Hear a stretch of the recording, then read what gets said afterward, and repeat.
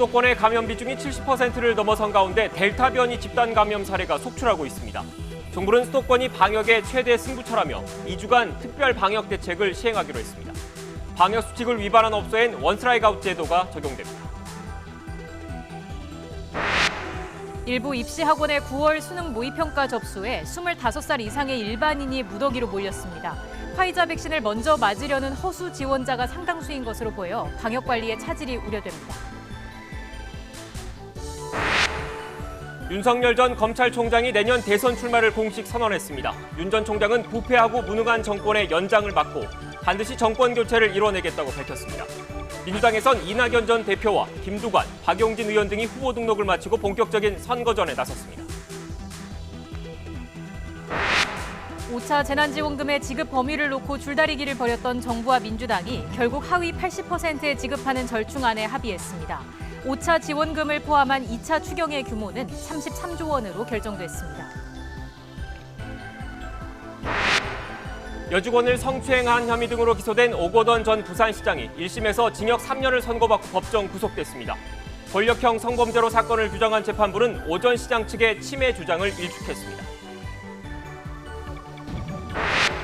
서울 종로구 도심에서 지금까지 발굴된 것 가운데 가장 오래된 것으로 추정되는 한글 금속 활자가 출토됐습니다. 세종 때의 과학기술 유물도 무더기로 발견돼 학계에 비상한 관심을 끌고 있습니다. 더 뉴스 60초 뒤에 계속됩니다.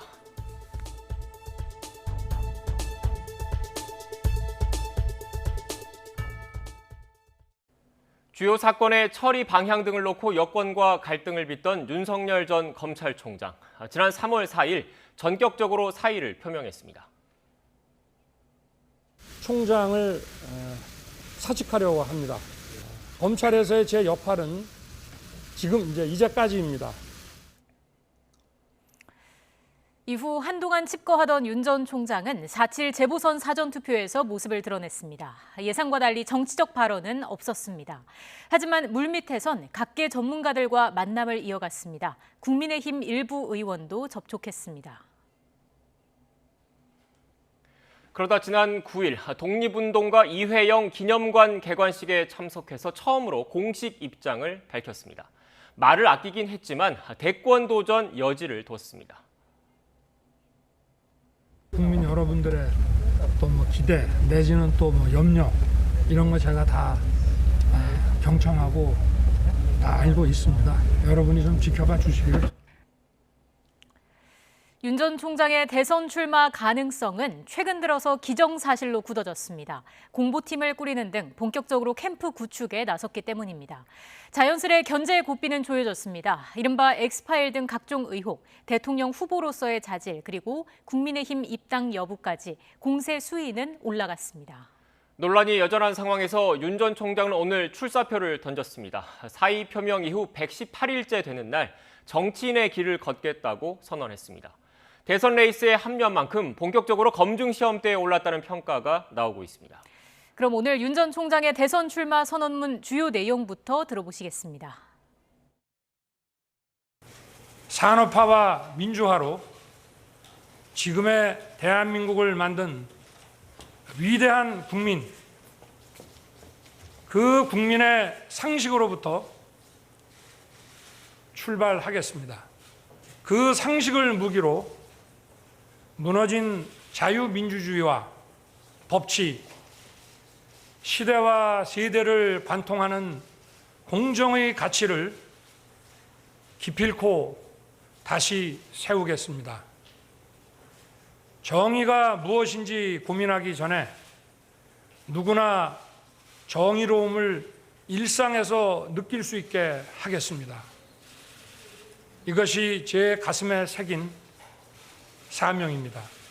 국민들이 뻔히 보고 있는 앞에서 오만하게 법과 상식을 짓밟는 정권에게 공정과 자유민주주의를 바라고 혁신을 기대한다는 것은 망상입니다.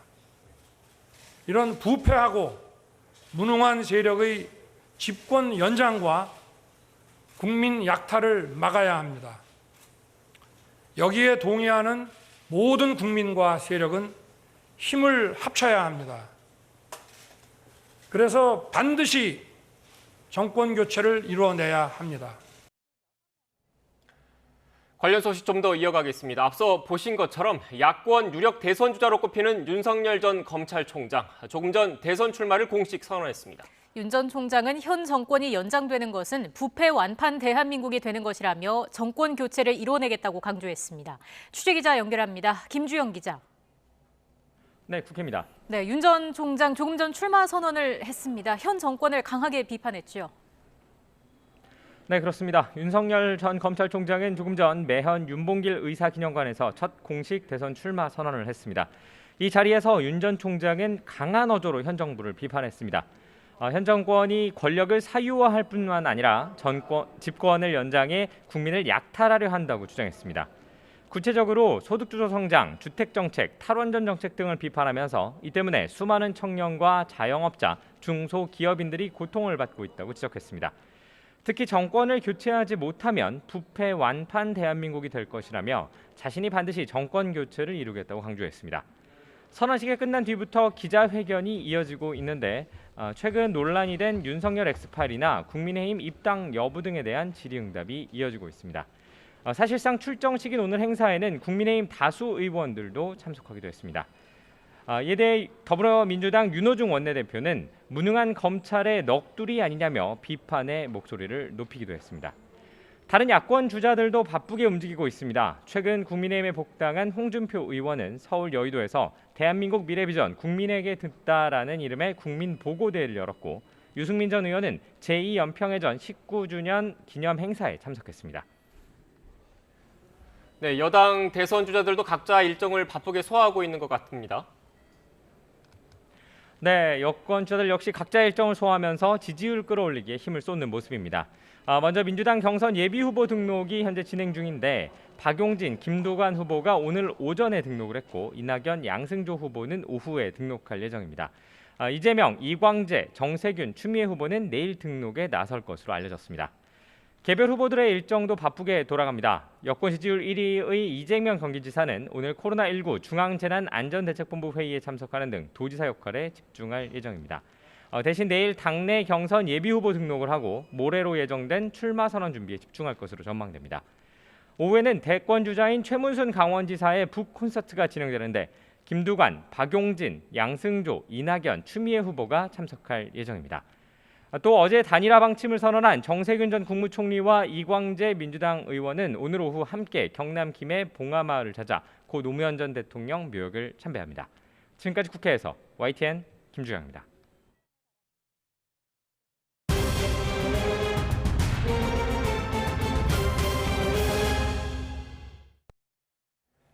지금부터는 코로나19 관련 소식 전해드리겠습니다. 서울 홍대 원어민 강사 모임에서 시작된 집단 감염 규모가 150명을 넘어섰습니다. 다음 달 1일부터 대폭 완화된 거리두기 개편안이 시행되는데 아직은 시기상조라는 우려의 목소리가 나옵니다. 현장에 취재기자 나가 있습니다. 김혜린 기자. 네, 서울 홍대 거리에 나와 있습니다. 네, 원어민 강사 모임 관련 상황 자세히 설명해 주시죠. 네, 어제 하루 경기도에서만 22명이 추가 확진됐습니다. 지난 22일 첫 확진자가 나온 뒤 일주일 만에 누적 확진자가 156명을 기록했는데요. 이곳 주변에 집단 감염이 번졌다는 소식이 전해지면서 홍대 거리도 평소보다는 한산한 모습입니다. 지난 19일 원어민 강사 6명이 이곳 홍대 근처 주점에서 모임을 열었습니다. 모두 6명이 확진 판정을 받았는데 각자 근무하는 경기도 성남, 고양, 부천, 의정부 등 5곳 학원에 그대로 출근하면서 이곳으로도 감염이 번졌습니다. 성남어학원 관련 누적 확진자는 54명에 달하는 상황인데요. 학원 수강생과 동료 강사를 중심으로 번지던 감염이 지인과 가족으로도 이어졌습니다. 방역당국은 당시 모임이 예정돼 있었는지 아니면 우연히 현장에서 만났는지를 조사하고 있는데 이에 따라 방역수칙 위반 여부를 결정할 예정입니다. 해당 주점을 찾은 일반 방문자들 사이에서도 확진자가 나오고 있습니다. 지금까지 누적 확진자만 16명에 달합니다. 추적 검사가 계속 진행 중이라서 확진자가 더 늘어날 가능성도 큽니다. 해당 주점은 대화가 힘들 정도로 음악을 크게 틀고 술을 마시는 곳으로 알려졌는데요. 방역당국은 이곳이 밀접, 밀폐, 밀집의 이른바 산밀 환경에 해당한다면서 마스크 착용이 미흡해 감염이 확산한 것으로 보고 있습니다. 또 감염 확산이 빠른 편이라 델타 변이 바이러스 가능성도 염두에 두고 있습니다. 변이 여부에 대한 조사 결과는 이번 주 안으로 나올 예정입니다. 수도권 다른 지역에서도 유흥주점에서 시작된 집단 감염이 발생하고 있죠. 네, 그렇습니다. 경기도 고양시에서는 노래방 13곳에서 업주와 직원, 도우미를 중심으로 최소 41명이 감염됐습니다. 고양시는 술을 파는 노래방뿐만 아니라 노래 연습장을 중심으로 지난 26일부터 일주일 동안 집합금지 행정명령을 내렸습니다. 이 기간 영업회 확진자가 나오면 방역 비용에 대한 구상권을 청구할 방침입니다. 이 밖에도 경기 수원시 주점 관련 확진자가 어제 2명 추가돼 22명으로 늘었습니다. 이처럼 유흥시설, 주점에서 시작된 확진 사례만 모두 19건에 달합니다. 이런 가운데 다음 달 1일부터는 거리 두기 단계가 완화되는데요. 수도권에서는 술집, 유흥주점 등이 자정까지 영업할 수 있고 당장 6명까지 모이는 것이 가능해집니다. 최근 일주일 동안 하루 평균 확진자가 한 주 전과 비교해 47명 늘어난 상황에서 거리 두기 개편이 시기상조라는 목소리가 나오고 있습니다. 특히 아직 접종이 본격화하지 않은 20대에서 30대 확진자가 크게 늘고 있는데요. 한 주 전과 비교해 확진자 수가 112명이나 늘어난 가운데 이들이 자주 찾는 유흥시설 영업시간 연장이 또 다른 집단 감염의 고리가 되지는 않을까 우려스러운 상황입니다. 방역당국은 유행 지역에 대해서는 거리 두기를 상향할 방침이라면서 감염 위협 시설의 환기 등 방역수칙 준수를 거듭 당부했습니다. 지금까지 서울 홍대 거리에서 YTN 김혜린입니다. 코로나19 신규 환자는 이틀째 500명대를 기록했는데 환자 수는 전날보다 급증하면서 불안은 여전합니다. 당장 모레부터 새로운 거리 두기 단계를 적용하는 정부 시작과 함께 2주 동안 수도권에서 특별 방역 점검에 나서기로 했습니다. 또 이 기간 방역수칙 위반 사례가 확인되면 이른바 원스트라이크 아웃제 등 무관용 원칙을 적용하기로 했습니다. 취재기자 연결합니다. 이승훈 기자. 네, 이승훈입니다. 네, 새로운 사회적 거리 두기 시행을 앞두고 정부가 수도권 특별 방역 점검 대책 등을 발표했죠. 네, 정부가 수도권 지역을 중심으로 해서 특별 방역 점검에 들어갑니다. 기간은 다음 달 1일부터 14일까지 2주 동안입니다. 집중 점검 대상은 유흥시설과 종교시설, 학원 등 감염 위험이 큰 다중이용시설입니다. 말씀하신 대로 방역수칙을 위반이 확인되면 원스트라이크 아웃제 등 무관용 원칙을 적용하기로 했습니다. 또 위반 사례가 많은 시군구는 해당 업종의 운영 시간을 제한하거나 집합금지 등의 조치를 하는 것도 적극 허용하기로 했습니다. 특히 이 기간에는 환자 발생 현황과 역학조사 현황 등 방역 지표를 시군구별로 집계하는데요. 일주일에 한 번은 공개하기로 했습니다. 그런 조사를 통해서 부족한 지표가 확인되면 역시 시군구별로 따로 개선 대책을 수립해서 대응하겠다는 게 정부의 오늘 발표의 주요 내용입니다. 네, 이승훈 기자, 정부가 이렇게 특별 방역 점검에 나선 이유, 그만큼 수도권의 상황이 안정적이지 못하다, 이런 판단 때문입니까? 네, 지난 한 주 동안의 수도권 하루 평균 신규 환자를 보면요. 국내 발생 환자만 기준했을 때 360명이 넘습니다. 지난주보다 8.4% 정도가 늘어난 건데요. 이걸 전국에서 확인된 환자 규모와 비교하면 수도권 환자 발생 비중 지난 14일 이후에 70% 수준을 웃돌고 있습니다. 물론 최근 드러난 백신 접종의 효과로 위중증 환자 또 치명률이 감소세를 보이고 있는 건 사실입니다. 하지만 가족이나 직장, 동료 그리고 지인 등을 통해서 접촉을 통해서 감염되는 사람이 많아진 겁니다. 이른바 소규모 감염의 비중이 51.2% 정도를 차지하고 있는 건데 참고로 전국 평균은 44%가 좀 못 되고 있는 상황입니다. 정부는 최근에 이런 지표를 종합해 볼 때 수도권만큼은 장기간 유행에 따른 지역사회 감염원이 누적하고 있다. 그런 상황이라고 보고 있는 겁니다. 또 여기에 계절적인 요인까지 겹치면서 방역 긴장감은 풀어지고 있고요. 게다가 실내 활동 역시 늘어나면서 감염의 확산세가 줄지 않는 걸로 판단하고 있습니다. 특히 수도권은 전국 평균보다 의심 신고 검사자 가운데 양성률이 높은 상황입니다. 누적된 감염원을 통해서 집단 감염의 위험이 여전히 존재하고 있다. 그렇게 판단하고 있는 겁니다. 게다가 최근 델타형 변이 집단 감염도 수도권을 중심으로 확인되고 있는 상황이라 특별방역 점검을 결정했다고 정부는 설명했습니다. 지금까지 YTN 이승훈입니다. 미국 주재 공관들이 백신을 맞은 동포와 재외국민 등을 대상으로 한국 입국용 자가격리 면제 서류를 발급해주는 업무에 착수했습니다. 온라인 신청 첫날인 28일 뉴욕 총영사관에는 1000여 건의 신청서가 접수됐고 LA에서는 700여 건, 워싱턴 DC에선 600여 건이 각각 접수됐습니다. 기아자동차는 다음 달 30일 광명, 화성, 전주 공장의 부속 의원에서 직원을 대상으로 모더나 백신 접종을 시작합니다. 앞서 현대차는 울산, 아산, 전주 공장에서 부속 의원 의료진 수가 부족하다는 이유로 자체 백신 접종을 하지 않기로 했습니다. 대학 수학능력시험 9월 모의평가 접수를 시작한 일부 입시학원에서 사이트가 열리자마자 정원이 마감되는 일이 벌어졌습니다. 특히 지원자의 절반은 25살 이상이었는데 정부가 9월 모의평가 응시자에게 화이자 백신을 우선 접종하겠다고 하자 신청이 몰린 것으로 보입니다. 신현준 기자입니다. 대학 수학능력시험의 전초전 성격인 9월 모의평가. 오는 9월 1일 고3은 학교에서, 졸업생은 학원에서 시험을 치릅니다. 입시학원에서 학원 수강생이 아닌 일반인을 상대로 접수를 시작했는데 대부분 사이트를 열자마자 모두 마감됐습니다. 종로학원은 7개 분원에서 200명 모집에 1분 만에 1,100여 명이 지원했습니다. 9월 모의평가 접수자를 수능 응시자로 간주해 화이자 백신을 우선 접종한다는 정부의 방침이 알려지면서 신청이 쇄도한 것으로 해석됩니다. 의약학 계열의 모집 인원이 좀 늘어난 부분들도 좀 일정 부분 차지할 수도 있지만 실제 9월 평가원 접수자들에게 어떤 백신 접종이 사전 예고되었다라는 것들도 접수자 몰리는 하나의 원인으로 볼 수 있습니다. 지원자들의 연령대도 이런 정황을 뒷받침합니다. 종로학원 대치와 신촌 분원의 신청자 312명 가운데 25살 이상이 155명으로 절반 가까이 차지했습니다. 이 가운데 30대가 54명, 40대 이상도 6명이나 됩니다. 2년 전 25살 이상이 22.6%였던 것과 비교하면 2배 이상 증가한 수치입니다. 고령자 중 일부는 모의평가 비용 12,000원을 내고 접종 간격이 짧은 화이자 백신을 미리 맞으려는 허수 지원자들로 추정됩니다. 앞서 교육부는 일반 성인도 8월 중순부터 백신 접종이 이뤄지기 때문에 허수 지원할 유인이 크지 않다고 밝혔습니다. 입시 전문가들은 백신 접종용 허수 지원이 몰려서 시험을 꼭 봐야 할 졸업생들이 응시를 못하는 피해가 생겼다고 지적했습니다.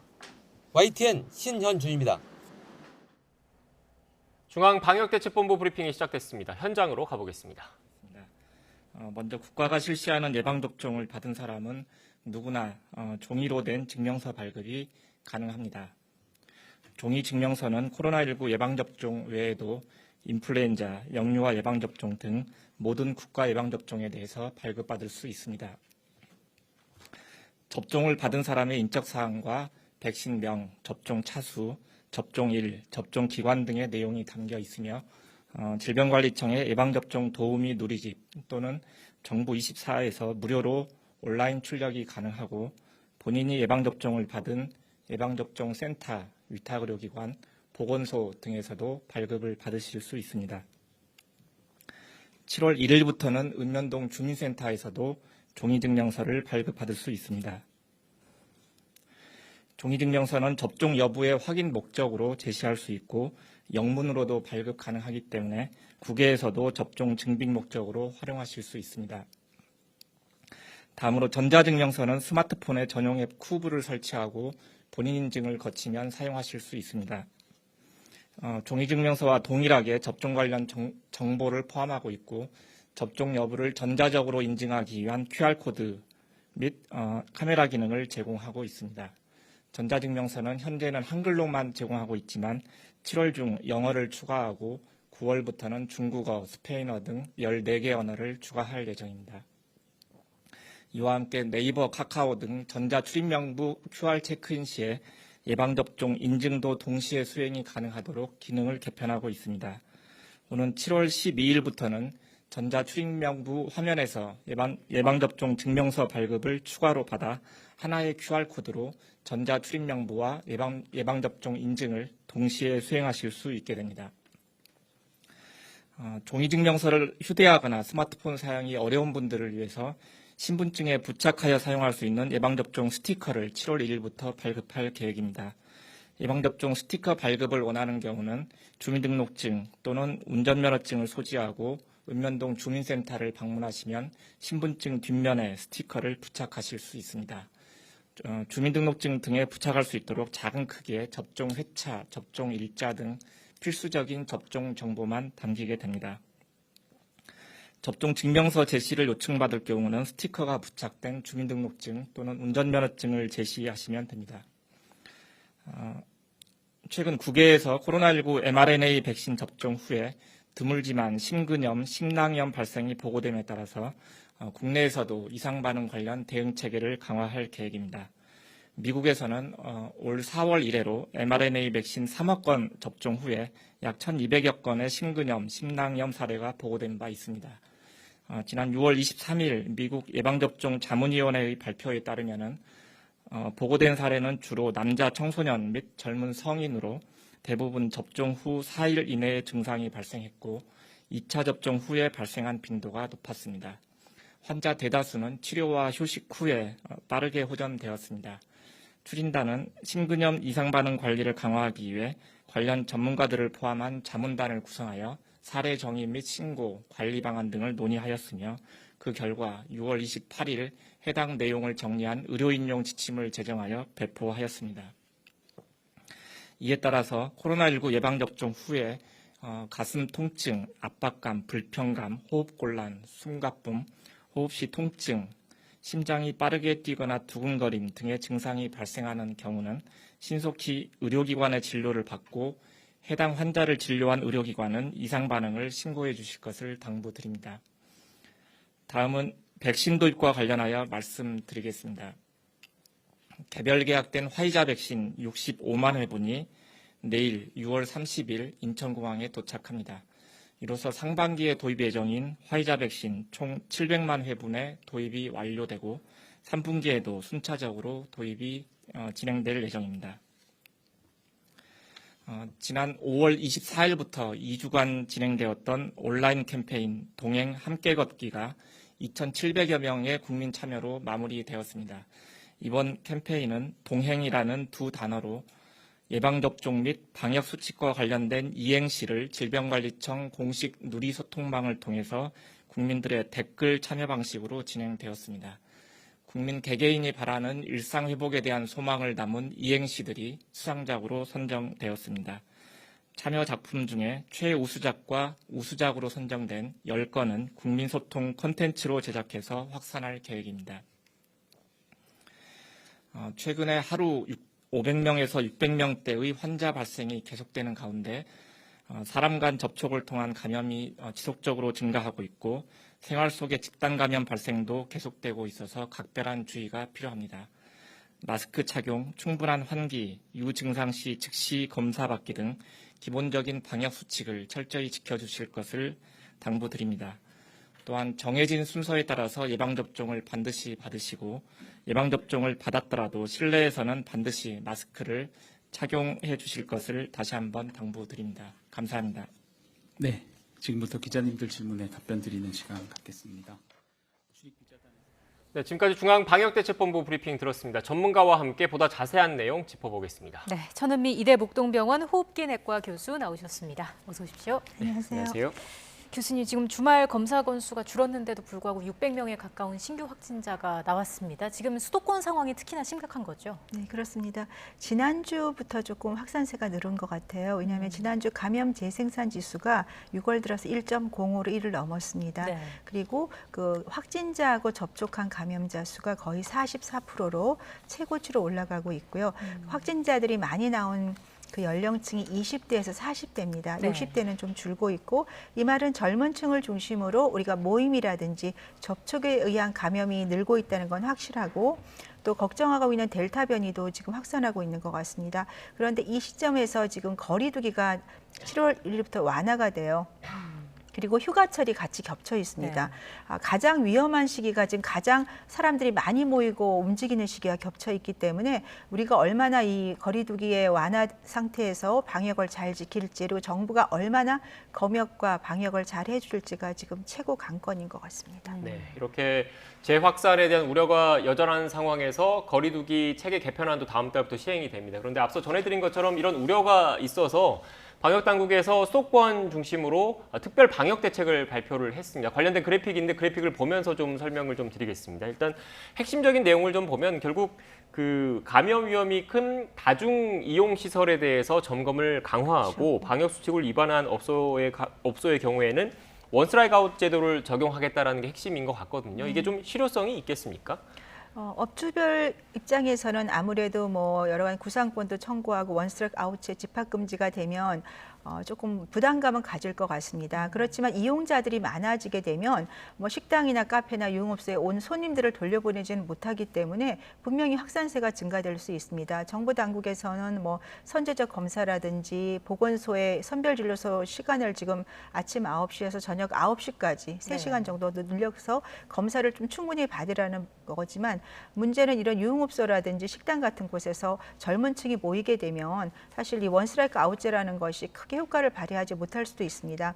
그리고 정부는 이제 자유를 줄 테니까 책임을 지라는 의미로 거리두기를 완화를 하는 거지 않습니까?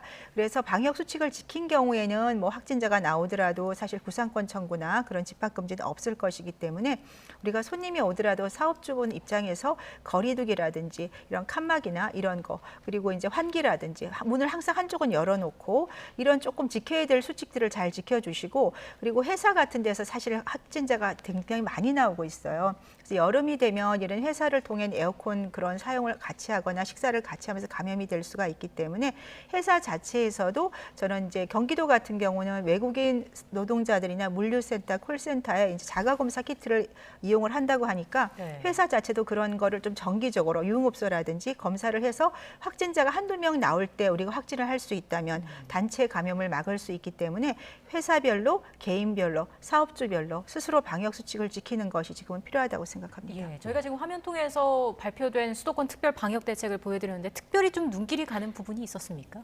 우선 뭐 아까 보건소 이 더운 여름에 사실 의료진들이 힘들겠지만 진료 시간을 평일에 9시까지 연장하고 휴일에도 오후 6시까지 연장을 해서 좀 더 많은 의료진이 투입이 되는 것이 있고요. 경기도에서 보니까 이렇게 조금 많이 나올 수 있는 콜센터 이런 외국인 사업자 근로자의 이제 검사 키트를 좀 이용한다든지 그리고 정부가 1회 이상한 모든 유흥업소나 이런 식당에 한번 점검을 체크를 하고 그리고 좀 더 강력하게 원스트라이크 아웃제를 하겠다고 말씀을 하셨습니다. 그렇지만 이것은 이런 이런 발표에 의한 것보다는 우리 국민 개개인이라든지 그다음에 사업주라든지 회사 이런 곳에서 스스로 노력을 해주는 것이 저는 가장 필요하다고 생각합니다. 네. 일단 뭐 정부의 이런 추가적인 방역 특별 대책과 별개로 일단 그 시민 개개인의 방역 수칙 준수가 필요하다는 말씀을 해주셨는데 그런데 또 우려스러운 거는 최근 들어서 그 사회적인 활동량이 많은 젊은 층의 감염 비율이 올라가고 있거든요. 이거 어떻게 보십니까? 아무래도 이제 20대에서 40대, 특히 50대 같은 경우도 이제 가장이기 때문에 직장 생활을 많이 하시게 돼요. 그래서 직장에서 지금 확진자가 많이 나올 수밖에 없는 것이 우리가 뭐 점심때나 휴식 시간 화장실 같은 데서는 마스크를 많이 벗고 생활을 하고 지금 같은 델타 바이러스가 만일에 유행을 한다면 굉장히 빠른 전파력을 갖고 있기 때문에 확산이 될 수밖에 없고 지금 뭐 60세는 -%로 떨어졌지 않습니까? 그것은 아무래도 이제 백신의 효과도 있겠지만 활동력이 적다는 거죠. 활동을 적게 하는 것도 분명히 영향이 있을 거라고 생각하기 때문에 우리 20대에서 한 40대가 조금 더 여름 휴가 때는 활동량을 줄이고 모임을 자제하고 모임 같은 경우도 회사에서 사실은 권고를 했으면 좋겠어요.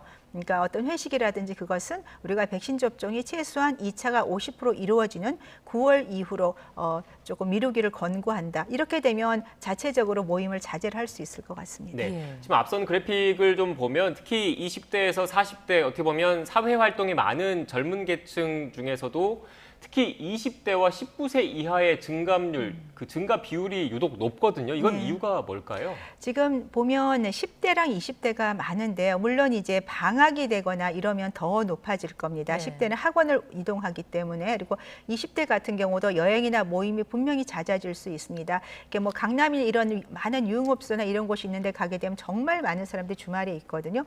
근데 이것을 보면 잠깐 걱정스러운 것이 델타 변이가 좀 유행하고 있지 않나 그런 네. 좀 느낌이 옵니다. 10대, 20대가 많다는 그만큼 전파력이 빠르고 무증상 감염자가 지금 30-40% 정도 되거든요.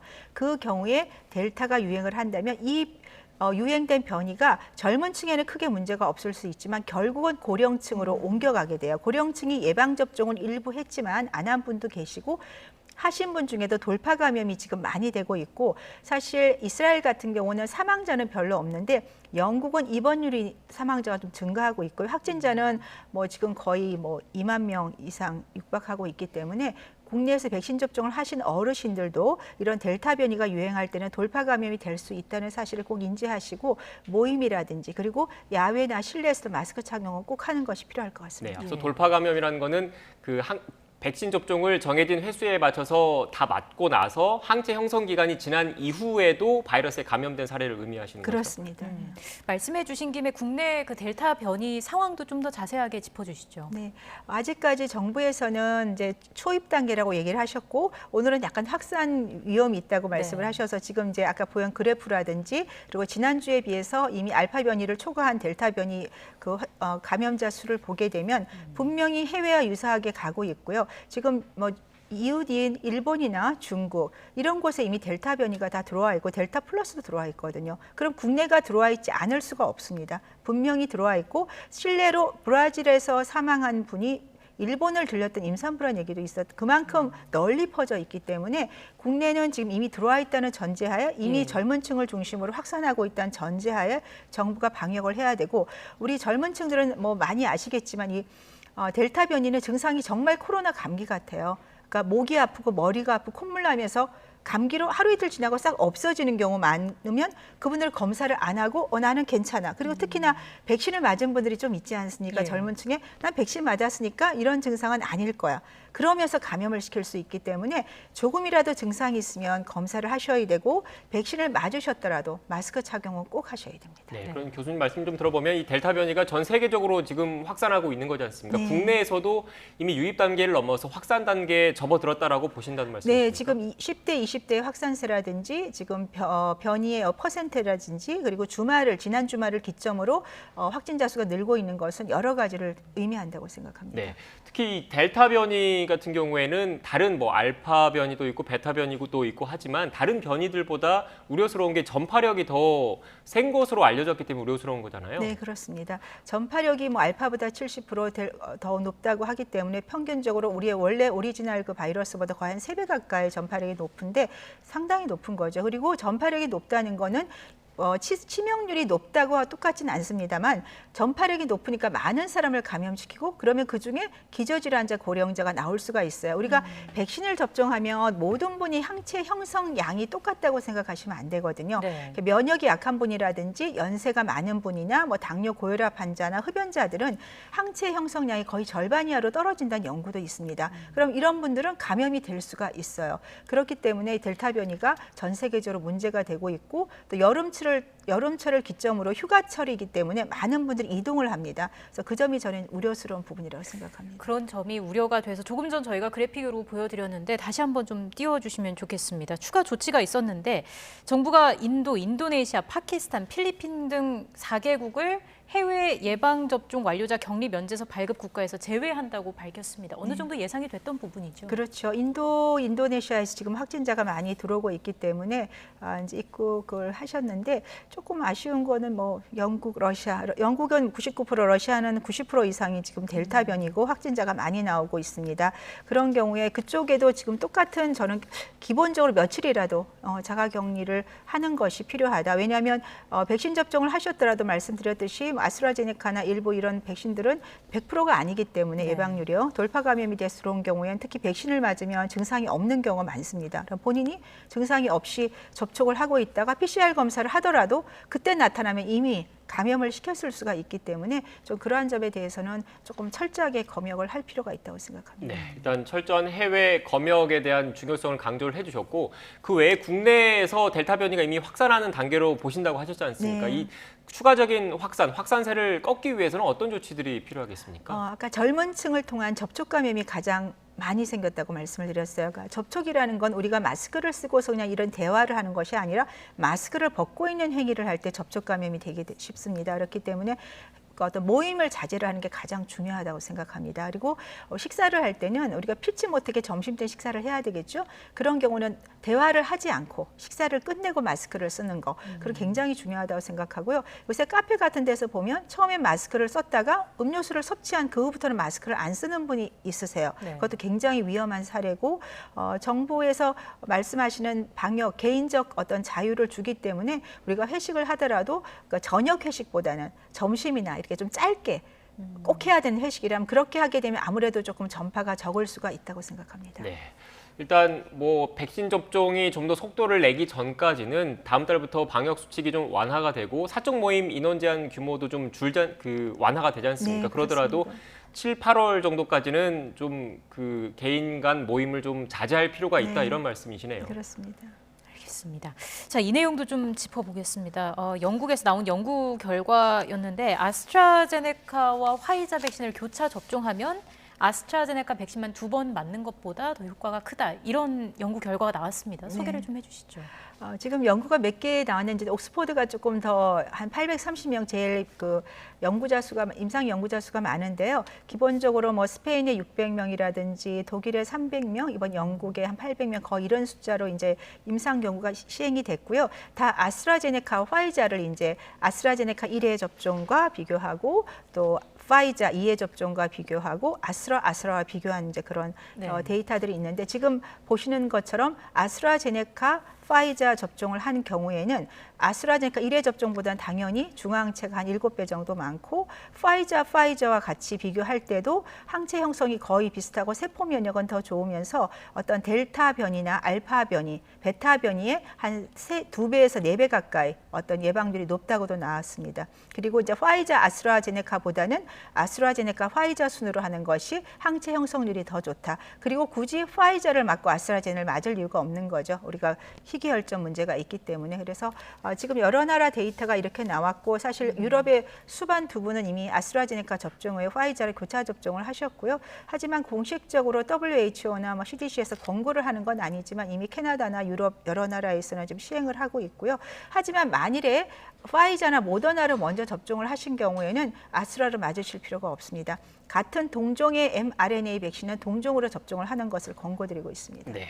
일단 말씀하신 걸 좀 정리를 해보면 아스트라제네카 백신과 화이자 백신은 제조 방식 자체가 다르지 않습니까? 그렇습니다. 그런데 이 교차 접종이라는 게 제조 방식이 다른 백신을 맞았는데 그 예방 효과가 더 높다는 거는 어떻게 보면 장점만 받아서 효과가 좀 높을 가능성이 있다 이렇게 이해를 하면 네, 맞습니다. 되겠습니까? 기전이 다릅니다. 아스트라제네카는 우리가 세포 면역이라고 해서 B 림프구, T 림프구 같은 어떤 그런 기억을 하는 세포 면역을 훨씬 많이 형성을 하고요. 그다음에 mRNA 백신 같은 경우는 중화항체를 훨씬 많이 형성을 합니다. 그러니까 예. 두 가지를 같은 이런 좋은 효과를 상승작용이 있기 때문에 기본적으로 다른 동종 접종보다 같거나 최소한 좋다는 효과가 나왔습니다. 단지 이렇게 교차 접종을 하는 경우에는 일부에서는 이렇게 발열이나 오한이나 이런 근육통 같은 게 더 많다는 보고도 있고요. 일부 연구는 또 뭐 적다는 연구도 있기 때문에 그 부작용 차이에서는 크게 없다고 생각하면 되겠습니다. 네, 안전성 우려는 없는 것으로 보신다. 네, 지금까지 나온 거로는 크게 없습니다. 네.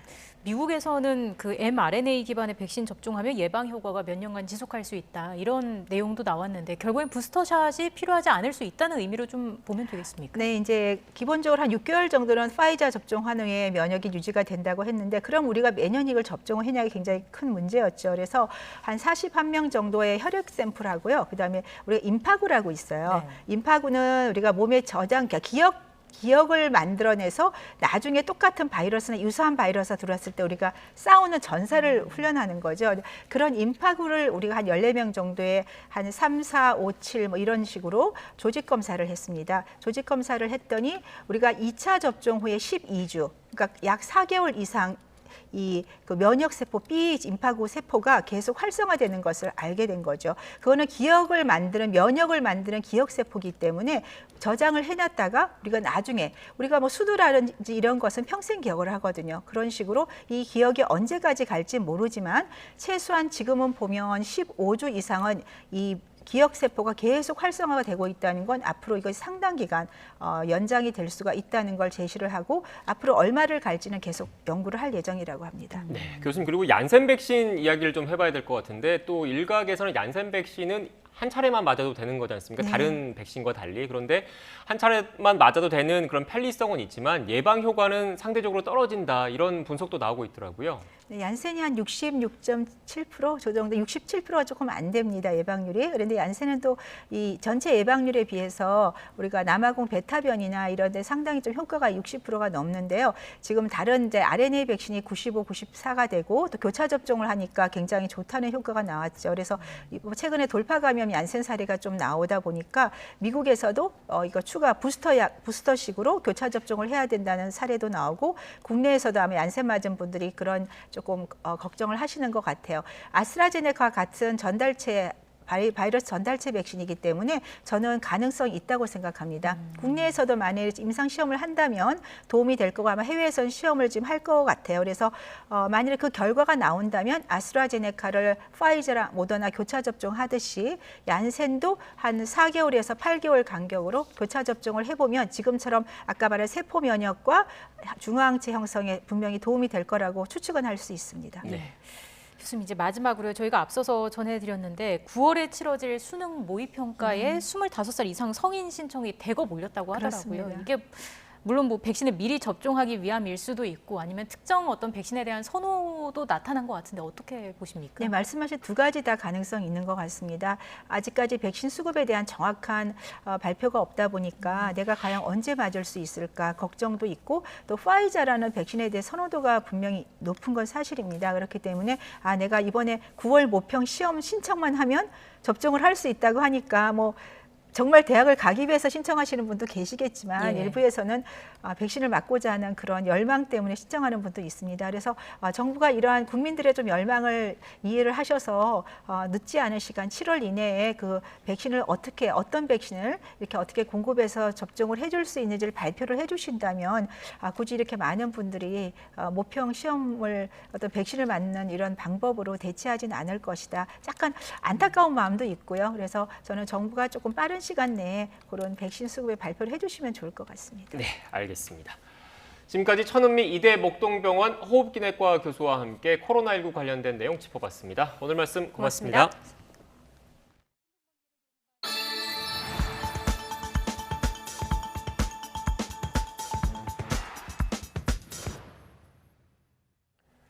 지난해 여름 폭우 당시 섬진강 제방이 무너지는 등 남부지방에서 수해가 심각했죠. 그 이후 정부는 용역을 줘서 수해 원인을 조사했습니다. 하지만 여태껏 중간 보고서조차 내놓지 못하고 있습니다. 1년 가까이 수해 조사가 지지부진한 가운데 장마는 코앞으로 다가왔습니다. 김민성 기자의 보도입니다.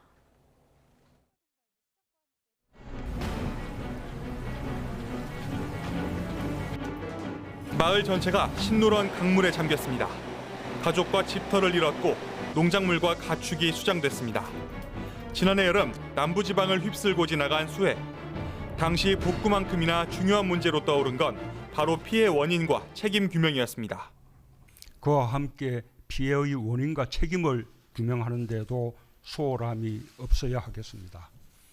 이에 따라 지난해 9월 정부 주도의 댐관리조사위원회가 출범했지만 공정성 논란을 자초했다는 비판을 받고 좌초됐습니다. 우여곡절 끝에 환경부 등의 발주로 수해 용역사가 선정된 건 12월. 애초 올해 4월이면 나온다던 용역 중간 보고는 여태껏 미뤄지고 있습니다. 환경부 측은 주민과 지역 전문가 참여로 구성된 수해 원인 조사 협의회에 화살을 돌렸습니다. 일반적인 용역과 달리 용역 관리 자체도 전부 조사협의회 차원에서 한 것이라는 주장입니다. 하지만 조사협의회는 동의할 수 없다고 반박합니다.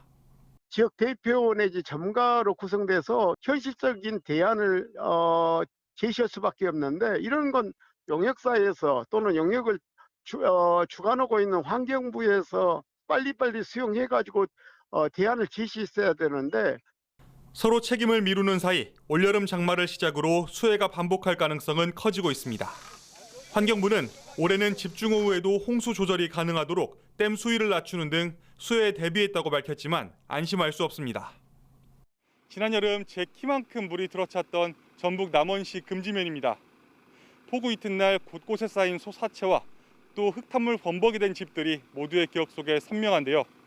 어렵게 되찾은 이 평온함이 대비 부족으로 깨지는 일은 결코 없어야 할 겁니다. YTN 김민성입니다. 오늘도 내륙 곳곳에 국지적으로 강한 소나기가 내리고 있습니다. 네, 당분간 소나기가 이어지다가 금요일쯤 제주도에는 장마가 시작된다고 합니다. 기상캐스터 연결해서 날씨 알아보겠습니다. 홍나실 캐스터. 네, 상암동 야외 스튜디오에 나와 있습니다. 네, 서울은 맑은데 국지성 호우가 쏟아지는 곳이 있다고요? 네, 그렇습니다. 현재 경기도 포천시와 남양주시에 강한 비가 쏟아지고 있습니다. 시간당 30mm 안팎의 장대비가 천둥 번개를 동반해서 요란하게 내리고 있는데요. 그 밖에 내륙으로도 오늘 밤까지 기습적으로 폭우가 쏟아지는 곳이 있겠고요. 일부 지역에서는 벼락과 함께 또 우박이 떨어질 가능성도 있습니다. 시설물 피해와 안전사고가 발생하지 않도록 각별히 주의해 주시기 바랍니다. 현재 레이더 영상을 살펴보면 소나기 구름은 강원과 수도권, 충청과 전북 지역에 분포해 있습니다. 수도권을 제외한 대부분 지역에는 시간당 5mm 안팎의 다소 약한 소나기가 내리고 있는데요. 오늘 밤까지 소나기가 내리는 지역은 더 확대되겠고 강도가 더 세지는 곳이 많겠습니다. 오늘 예상되는 소나기의 양은 최대 50mm입니다. 내일도 중부와 호남, 영남 서부와 제주 산간에 5에서 50mm의 소나기가 내리겠는데요. 소나기의 특성상 짧은 시간에 강하게 집중되겠고 지역 간의 강수차가 무척 크겠습니다. 내일도 낮 동안에는 오늘만큼 덥겠습니다. 서울과 대전, 광주와 대구의 낮 기온 29도로 서쪽 지역은 30도 안팎의 더위가 이어지겠습니다. 이번 주 후반에는 지각장마가 시작됩니다. 금요일 제주도를 시작으로 주말에는 남부지방도 장마권에 들 전망입니다.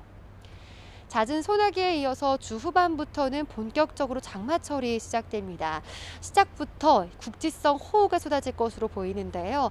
산사태나 주택 침수, 또 농작물 피해 등이 발생하지 않도록 대비를 미리 해주시기 바랍니다. 지금까지 상암동 야외 스튜디오에서 YTN 홍나실입니다.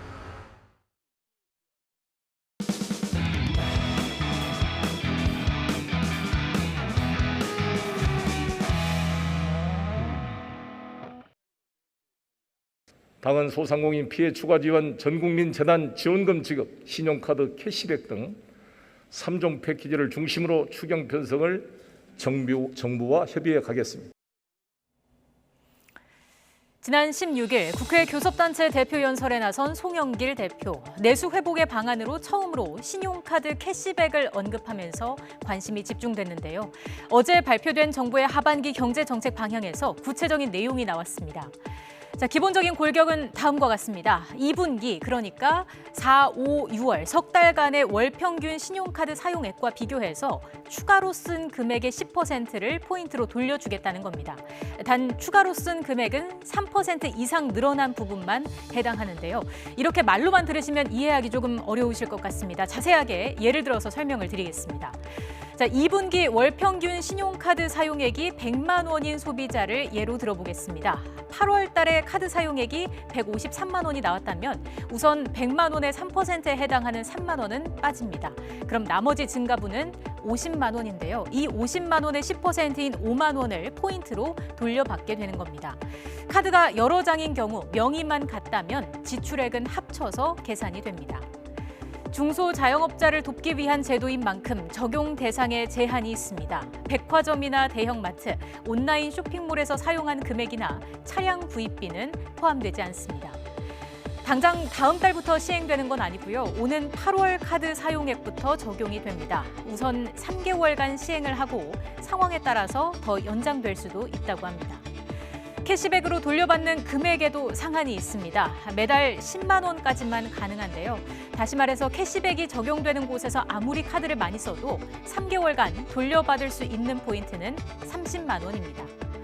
이외에도 정부는 코로나 확산 과정에서 중단됐던 소비 쿠폰 발행도 재개하기로 했죠. 스포츠 관람과 영화, 철도, 버스는 신규로 발행하고 체육과 문화, 농수산물은 기존 사업을 보강하는 형태로 이루어집니다. 혜택을 보는 인원은 1,440만 명에 달할 것으로 예상됩니다. 쿠폰 지급은 백신 접종률에 달려 있습니다. 1차 접종률 50%가 달성될 것으로 예상되는 8월부터 단계적으로 시행이 되고요.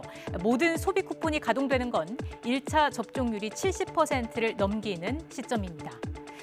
이런 정책들 과연 어느 정도 효과가 있을까요? 특히 10,000원을 받기 위해 50만 원을, 10만 원을 받기 위해 100만 원을 더 써야 하는 만큼 기대보다는 효과가 크지 않을 수 있다는 지적도 나오고 있습니다.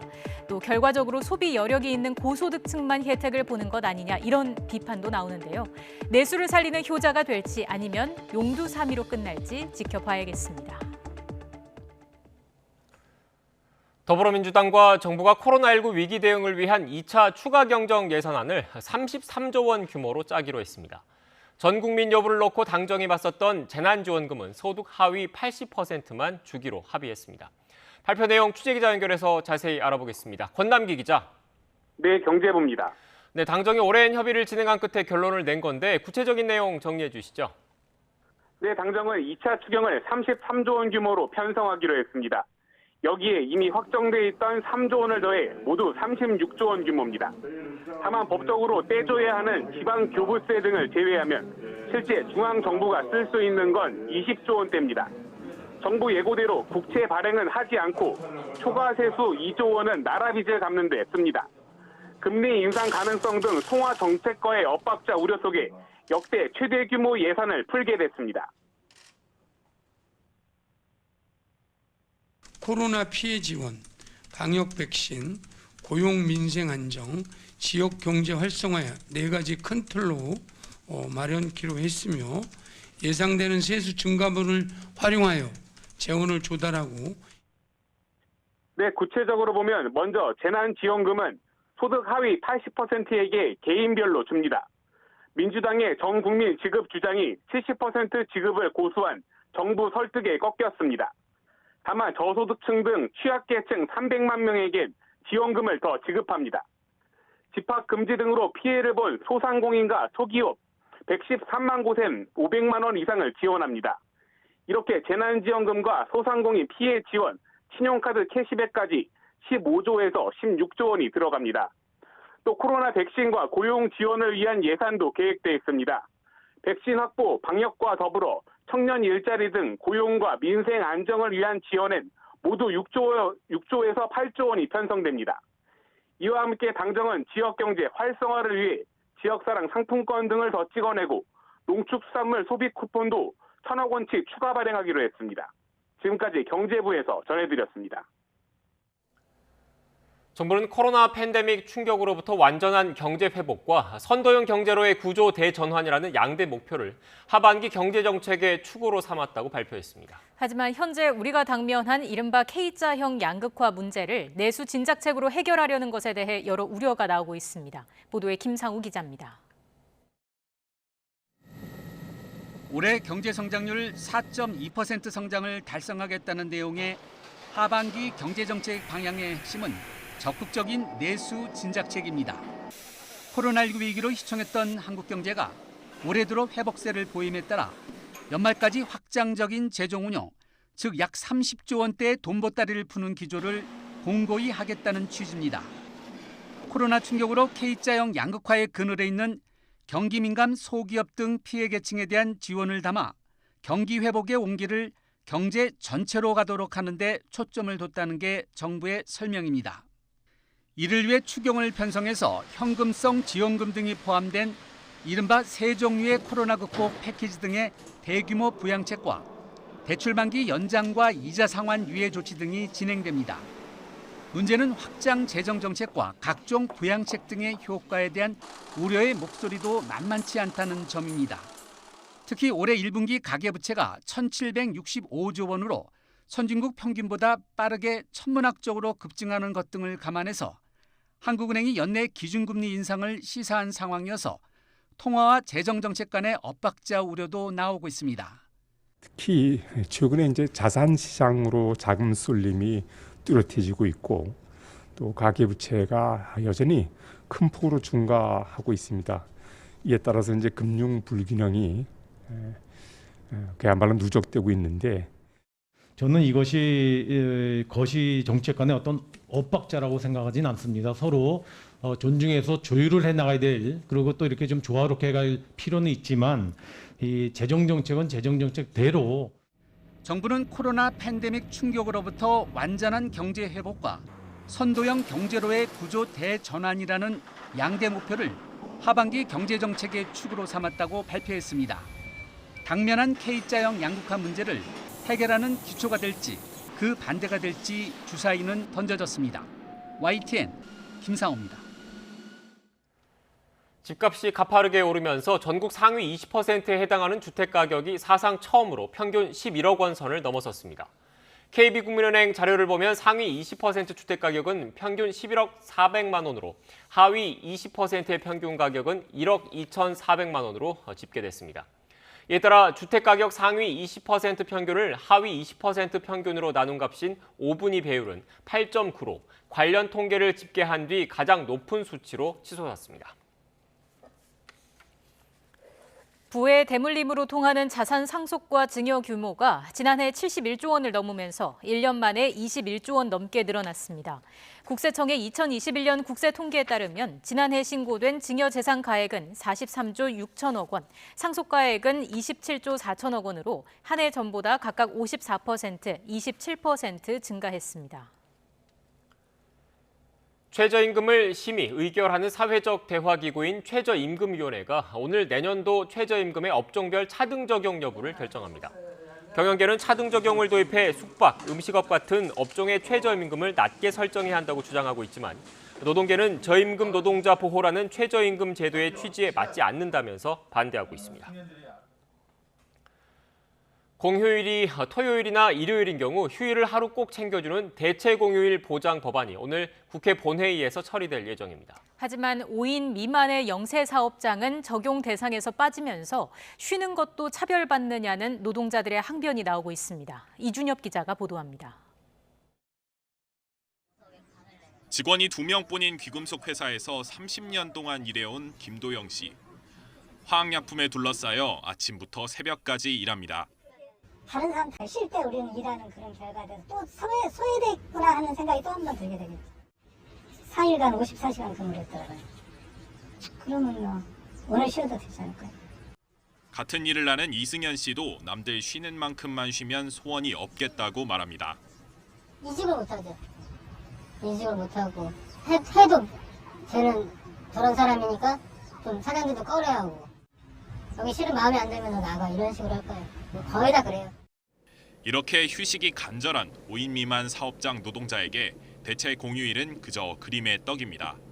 공휴일이 주말과 겹칠 때 평일에 공휴일을 적용하는 대체 공휴일법의 적용 대상에서 5인 미만 사업장은 제외됐기 때문입니다. 5인 미만 사업장에 대해선 공휴일을 유급휴일로 보장하지 않는 근로기준법 내용과 충돌을 막기 위해서라고 행정안전부는 제외 이유를 설명했습니다. 5인 미만 사업장에서 일하는 노동자는 360만여 명으로 추산됩니다. 전체 노동자의 16%가 휴식권 사각지대에 놓인 셈입니다.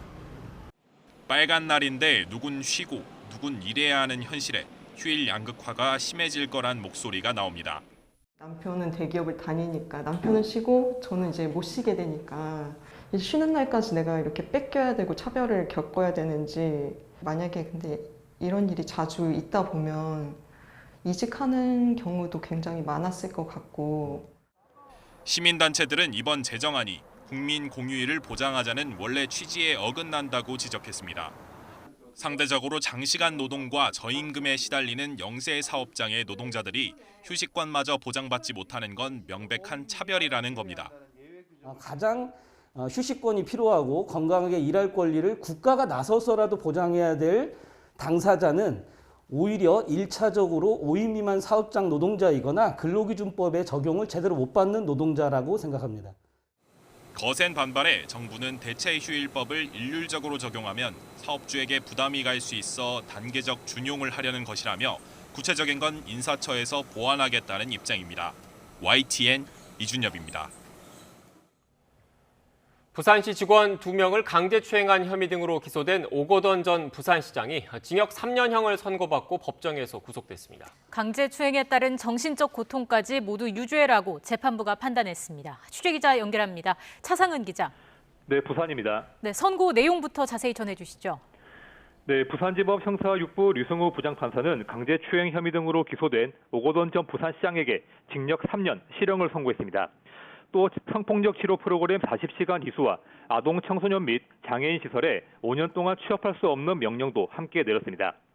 실형이 선고됨에 따라 오 전 시장은 법정에서 구속됐습니다. 재판부는 오 전 시장에게 제기된 혐의인 강제추행과 강제추행 미수, 강제추행 치상 혐의를 모두 유죄로 인정했습니다. 부산시장 재직 시절 시청 직원이었던 피해자 2명을 강제로 추행한 사실은 오 전 시장 스스로 인정함에 따라 다툼의 여지가 없었는데요. 재판에서 쟁점이었던 피해자의 정신적 고통까지도 오 전 시장에게 책임이 있다고 판단한 겁니다.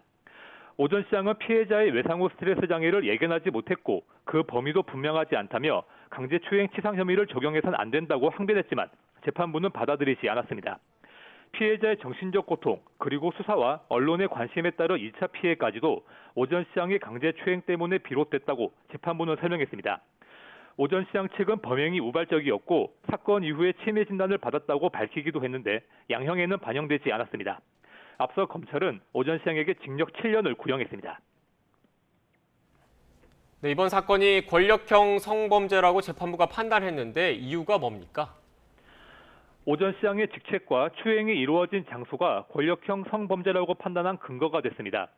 재판부는 범행 장소가 관용차이거나 직무실인 점 그리고 피해자가 업무를 수행하다가 피해를 당한 점을 종합적으로 판단했습니다. 피해자 한 명은 고육지책으로 사직서를 냈고 또 다른 피해자도 제대로 대응하지 못했다며 월등하게 우월한 지위와 권력에 기인한 성폭력 범죄라고 재판부는 밝혔습니다. 재판부는 특히 권력에는 상응하는 책임이 따른다며 우리 사회가 부여한 지위를 이용해 범행을 저질렀고 사회가 요구하는 책임 또한 져버렸다고 말했습니다. 피해자를 보호하고 있는 시민단체는 기대에 미치지 못하는 판결이라며 항소할 계획이라고 밝혔습니다. 지금까지 부산에서 YTN 차상은입니다. 공군 제20전투비행단 군사경찰이 고 이모 중사의 성추행 피해 당일 최초 신고에 해당하는 녹취가 존재한다는 사실을 알면서도 초동 수사 당시 이를 확보하지 않았던 것으로 확인됐습니다. 국민의힘 신원식 의원은 이 중사가 지난 3월 2일 밤 강제추행을 당한 뒤 차에서 내려 관사로 향하는 길에 선임 부사관인 A 중사에게 전화를 걸어 자신의 피해 사실을 알렸다는 국방부 조사본부의 보고 내용을 공개했습니다. 최초 신고 당시의 통화 내용은 A 중사 휴대전화에 녹취 파일로 저장됐지만 20비행단 군사경찰은 사건 직후 A 중사를 참고인 신분으로 조사하는 과정에서 녹취 파일의 존재를 확인하고도 이를 확보하지 않았다고 신 의원은 설명했습니다. 정의당은 성추행 사망 사건의 유족들까지 국정조사를 요구한 만큼 더는 미룰 이유가 없다고 밝혔습니다. 배준교 원내대표는 국방부 조사단과 국방부 검찰단은 보여주기식 압수수색이나 늑장 수사로 제 식구 감싸기 바쁜 상황이라며 이같이 말했습니다. 조선 한양도성 중심부였던 서울 인사동에서 과학기술의 황금기인 세종대 유물이 무더기로 출토됐습니다. 특히 지금까지 발굴된 한글 금속 활자 가운데 가장 이른 시기인 15세기 중반 활자가 나왔습니다. 이승은 기자입니다. 서울 종로구 인사동 79번지 일대 유적에서 조선 세종대 유물이 무더기로 출토됐습니다. 항아리에 담긴 금속 활자 가운데 이제까지 발굴된 가장 이른 시기의 한글 금속 활자가 나왔습니다. 15세기 중반 훈민정음 창제 시기에 사용되던 동국정운식 표기법을 쓴 활자입니다. 또 1434년 세종 때 만들어진 갑인자로 추정되는 한자 금속 활자도 처음 출토됐습니다. 1450년경인 구텐베르크의 인쇄 시기보다 앞선 시기 제작된 갑인자는 아름답고 균형이 잘 잡혀서 금속 활자의 정수로 꼽힙니다. 유적에서는 또 조선 전기 자동 물시계의 금속 파편이 처음 나왔습니다. 세종 때 만든 옥루 혹은 중종 때 다시 제작된 자경루에 쓰인 것으로 보입니다. 세종 때 만든 독자적인 주 야간 천문 시계인 일성 정시의 파편도 처음 출토됐습니다. 유물들은 함께 발굴된 총통에 새겨진 제작 연도로 미뤄서 선조 때인 1588년 이후에 묻힌 것으로 추정됩니다. 일정한 크기의 파편으로 잘린 것으로 미뤄서 녹여서 재활용하기 위해 묻어놓은 것으로 보입니다. 특히 이번에 나온 활자는 1600여 점에 이르러 책으로만 확인할 수 있는 여러 활자의 실물이 추가 확인될 가능성이 높습니다. YTN 이승은입니다. 방탄소년단의 노래 버터가 미국 빌보드 핫백에서 5주 연속 1위에 올랐습니다. 이번 달 내내 핫백 정상을 장악하면서 장기 흥행뿐만 아니라 올해의 서머송 자리까지 굳히고 있습니다. 김혜은 기자입니다. 방탄소년단 BTS의 버터가 5주째에도 빌보드 핫백 1위 자리를 지켰습니다. 지난달 21일 발매 뒤 곧바로 이달 2일 정상에 오른 데 이어 6월 내내 자리를 내어주지 않았습니다. 빌보드 핫백 역사상 발매하자마자 1위로 데뷔한 곡은 54곡.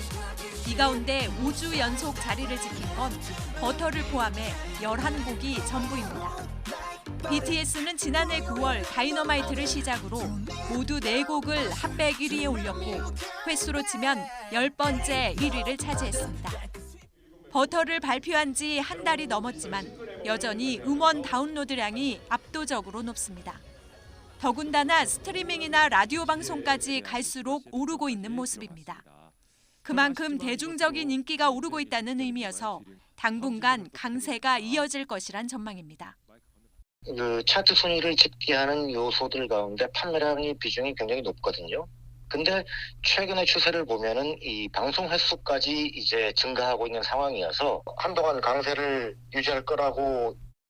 BTS는 다음 주 버터 CD를 발매할 예정인데 여기에는 신곡도 수록돼 있습니다. 신곡까지 핫백 순위에서 돌풍을 일으킬 수 있는 데다 두 곡 모두 톱10에 진입하는 진기록을 낳을 수도 있습니다. 이런 가운데 대표적인 싱어송라이터 에드 시런이 현지 라디오 방송에서 BTS 새 앨범을 위해 곡을 썼다고 밝혀 기대감을 모으고 있습니다. BTS는 2년 전에도 에드 시런의 곡을 앨범에 담았고 이 곡으로 팝가수 라우브와 컬래버해서 화제를 모으기도 했습니다. 빌보드 핫백 차트에서 버터로 시작된 BTS 열풍, 당분간 계속될 것으로 보입니다. YTN 김혜은입니다.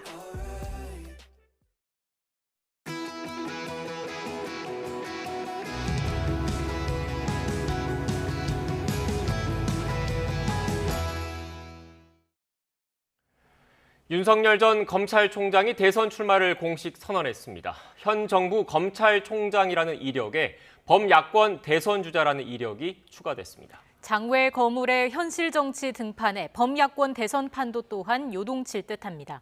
여야 정당인 두 분 모셨습니다. 조기현 전 더불어민주당 법률위 부위원장, 윤기찬 국민의힘 법률위 부위원장 나오셨습니다. 어서 오십시오. 네, 안녕하세요. 일단 범야권 주자로 분류가 되고 있기 때문에 국민의힘 쪽 의견을 먼저 좀 들어보겠습니다. 변호사님, 오늘 출마 선언 직접 보셨습니까? 뭐 전부 다 보지는 않았고요. 어느 정도 봤습니다. 어떻게 평가하셨습니까? 그러니까 비정치인의 언어로 표현을 했는데 생각보다는 현 정부 정권에 대해서 규정하는 바가 수위가 좀 셌다고 생각이 되고요. 그러니까 일반적으로 우리가 비민주적 이렇게 표현하는데 이것을 아주 단정적으로 뭐 이권 카르텔 이런 식으로 부패 이런 식으로 단정적으로 규정 짓는, 그러니까 정치인의 언어가 아닌 일반 국민의 언어를 선택한 거 아닌가. 다만 그 규정 짓고 정권 교체가 왜 필요한지, 왜 본인이 거기에 적임자인지에 대해서 어느 정도 국민이 공감하는 설명을 좀 하지 않았나 이런 생각을 합니다. 네, 일단 또 특히 출마 포부로 공정, 법치, 상식 이런 단어가 많이 언급이 됐거든요. 예상했던 내용들인 거죠? 네, 뭐 평상시에 본인이 강조했던 부분이니까요. 다만 이제 이것을 이념을 상식이라는 개념으로 전환시켜 놓은 거라고 봅니다. 그러니까 이념적 잣대에 따라서 정치 세력만 바뀌는 이런 정치가 아니고 공정과 상식이라는 국민적 시각에서 볼 때 또 다른 기준을 세운 것이죠. 네. 그래서 이념의 정치를 하지 않겠다. 국민이 바라볼 때 상식적이고 공정하고 예상 가능한 법에 의해서 정치가 진행되는 그런 정치를 한번 해보겠다라는 식으로 이해를 했습니다. 네, 오늘 일단 이렇게 그 윤 전 총장의 출마 선언에서 이런 앞서 말씀하셨던 그런 단어들 외에 그 현 정부에 대한 강한 비판이 담겼습니다. 여기에 대해서 민주당 지도부에서도 비판적인 입장을 내놨는데 관련된 녹취를 먼저 듣고 오겠습니다. 윤석열 전 총장이 독재 정부다 이렇게 거세게 비판했는데 좀 어떻게 보셨어요? 그런 정부의 검찰총장을 지낸 사람이 자기 부정을 한 게 아닌가 싶으네요.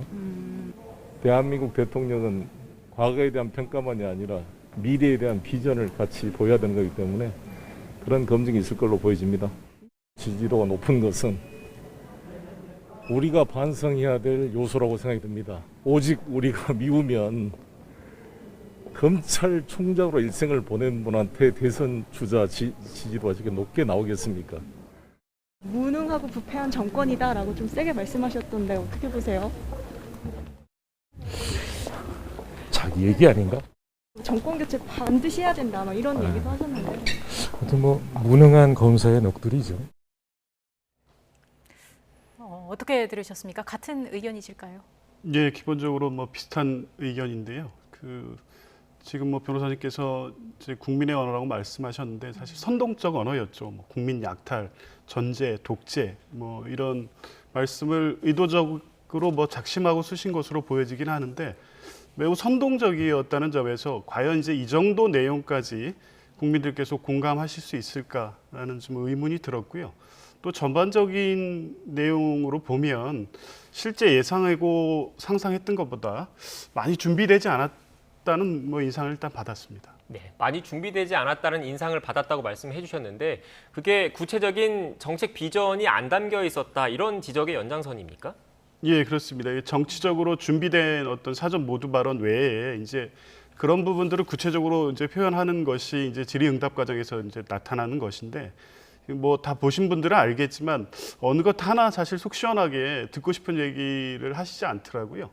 이제 뭐 정치적으로 예민하기 때문에 조심스러운 부분이 있었다는 점도 있지만 구체적으로 예를 들면 공정의 가치를 본인의 어떤 정치적인 어떤 가장 중요한 키워드로 얘기하고 있는데 공정의 의미에 대한 설명 자체도 실제 납득할 만한 설명이 되지 않을 정도로 전체적으로 본인이 밝히고 있는 어떤 모두 발언의 내용들을 구체적으로 실현할 어떤 계획이나 내용이 준비되어 있는지에 대해서 좀 회의적이라는 생각이 들었습니다. 네.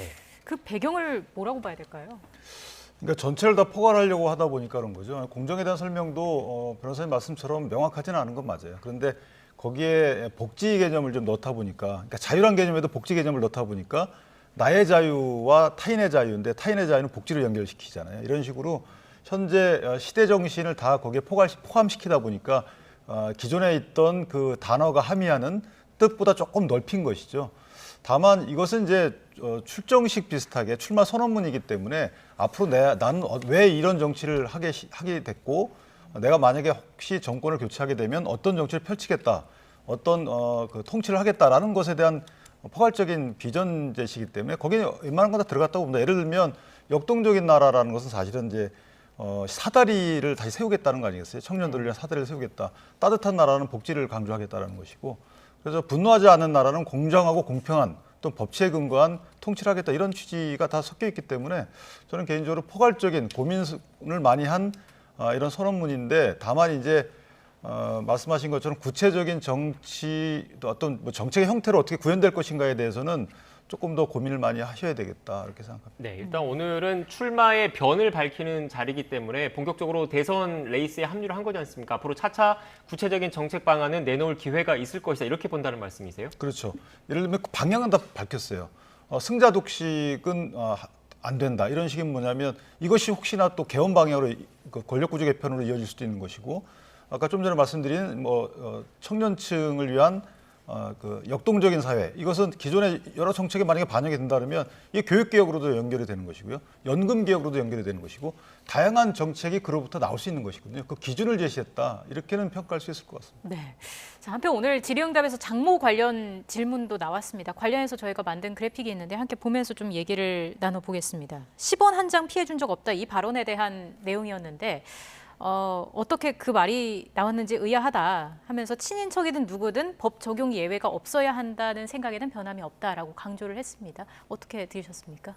네, 뭐 이 부분 역시 뭐 오늘 자리에서 사실 지금 제기되고 있는 의혹에 대해서 뭐 구체적으로 해명하거나 소명하는 그 성격의 자리도 아니기 때문에 뭐 그 구체적인 답변을 기대한 것은 아닙니다만 너무 원론적인 원칙적인 얘기 외에 어찌됐든 이 부분이 뭐 장모와 관련해서 제기되고 현재 재판에 회부돼 있거나 수사 중인 사건이 주요하게 4개가 있고 실제 단순한 의혹 수준이 아니라 그 동업자들 재판이나 수사 과정에서 나왔던 얘기, 증언 이런 과정들이 뭐 이례적이고 상식적으로 납득되지 않는 부분이 굉장히 많고 이게 수사 과정에서 무마되거나 불기소되고 다시 수사가 제기되고 여러 가지 의혹이 있습니다. 이게 물론 이제 혼인 전에 있었던 사건들도 있고 혼인 결혼 이후에 있던 사건들도 있지만 어쨌든 대부분의 의혹된 사건들은 결혼 이후에 그 검찰총장이 되기까지 뭐 중앙지검장으로 있다거나 검사의 재직 시절에 계속적으로 수사와 재판이 진행되고 있던 사건이었기 때문에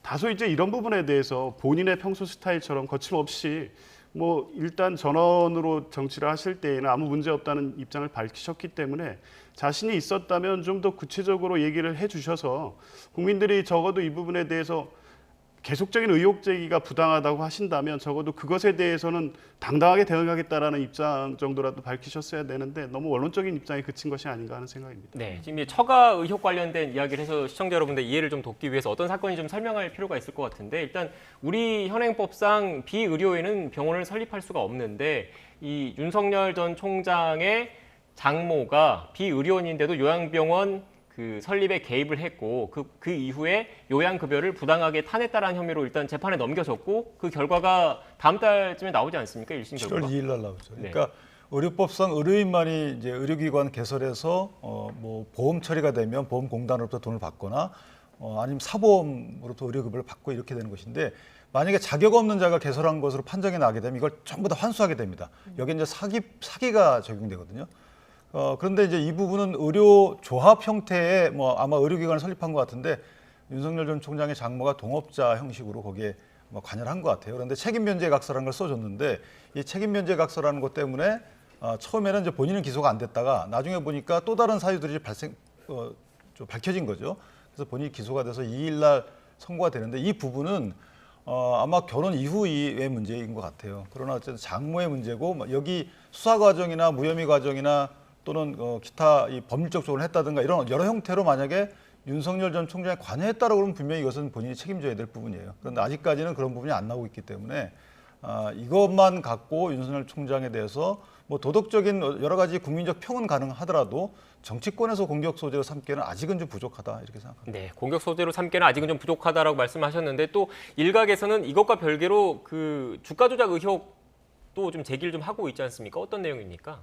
예, 그 도이치모터스 사건에서 이제 주가가 단기간에 급등하는 데 있어서 그 도이치모터스의 재무이사라는 분과 장모인 최모 씨가 함께 그 주가 조작에 개입된 것이 아니냐는 의혹이고요. 최근에 동일 IP에서 동일 시간대에 그 시세 조정에 관여했다는 뭐 의혹이 그 언론을 통해서 제기된 바가 있습니다. 이거는 사실은 단순하게 어떤 뭐 이 지금까지 해명과 달리 구체적으로 이 사건에 관여됐다는 상당한 혐의점이 확인된 것이라고 보여지고요. 아마 그 부분의 수사가 좀 이루어지고 있을 것으로 보여지는데 적어도 이제 검찰이 그 부분 수사에서 밝혀진다고 하면 이제 지금 문제되고 있는 게 공소시효 문제였는데 시효 적용에 있어서도 지금까지 확인되거나 지금 나온 얘기와 달리 공소시효도 뭐 연장되는 것으로 볼 수 있기 때문에 실제 이건 단순하게 의혹을 넘어서 범죄 혐의점이 밝혀질 가능성도 있다고 봅니다. 네, 하지만 이 부분에 대해서 윤석열 전 총장 장모 측에서는 주가 조작 연루 의혹 보도는 정치적 목적의 허위 사실이고 검찰이 저급한 정치 공작에 이용되는 것이 아닌지 강력히 의심된다라고 혐의를 강력하게 부인하고 있다는 점은 추가적으로 말씀을 드리겠습니다. 그런데 그 관련해서 그것이 이 공소시효 만료 여부 검토는 사실 검찰 내부에서 하는 거잖아요. 그러니까 공소시효 만료가 확실하면 수사를 하면 안 되는 것이고 따라서 그런 정보는 이제 아마 검찰로부터 나왔지 않았나라는 오해를 하는 것 같고 또 하나는 IP 관련돼서 그 아까 말씀 재무이사라는 분이 장모라는 분하고 IP 공동 사용했다는 부분은 이미 공소시효가 끝난 거고요. 그 뒤에 2011년도에도 제3자하고 같이 했다라는 그 재무이사라는 분이 그렇기 때문에 이건 장모하고 어떻게 보면 순차 공모라는 별도의 공모 사실이 밝혀지지 않으면 이것만을 근거로 해서 공소 사실이 연장됐다라고 단정적으로 밝히는 것은 사실은 법률가 입장에서 안 맞는 거거든요. 그런 차원에서 윤석열 전 총장이 아니고 장모 측에 변호인이 문제 제기를 하고 있는 것으로 이렇게 이해하고 네, 있습니다. 그리고 이제 그 부분은 어쨌든 이 이제 시세 조정 자본시장법 그 시세 조정 위반이라는 건 대비 포괄 일제여서 시작한 날부터 끝나는 날까지가 다 범죄 혐의점을 다 받고 있기 때문에 지금 말씀하신 동일 IP에 관련된 시기의 공소시효 문제가 끝났다고 하더라도